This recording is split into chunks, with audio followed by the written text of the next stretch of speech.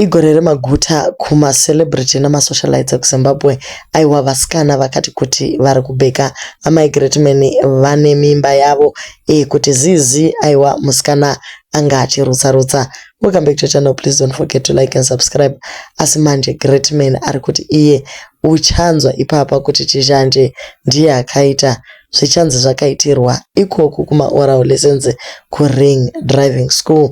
Amai Greatman vaseka zvavo chizhanjewo ndokuti vedwe nditori worried nekuti kuchanzi ndini takamitisira mukoma Greatman mudzimai inini mimba ndaiziva pataita hand over ceremony yemota.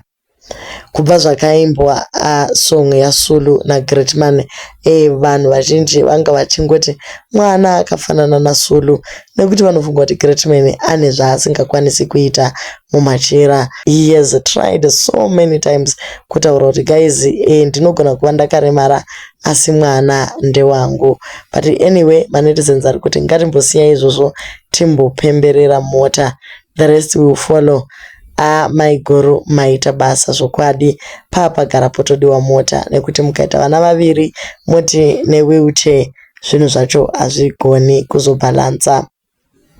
Zvinogona kuitika hazvo hazvirambike.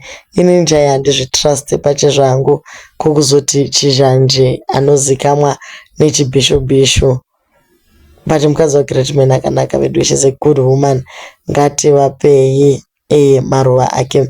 Vese vaiti mwana ndewaSulu, sit down. Mwana akafanana mai vake uyo.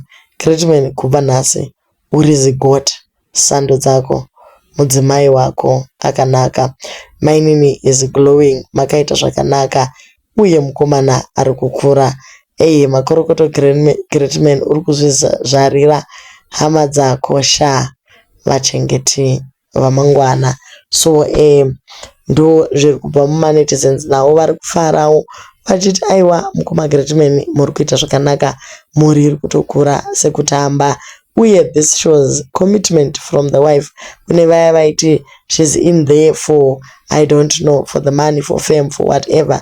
Woyo watozadza musha ari kuratidza kuti aiwa ugere namavere musikana ari kuglowa akazvisimbira zvese zviri on point. Do leave your comments on what you think panyaya iyi. Asi vachizhanje vari worried zvachose.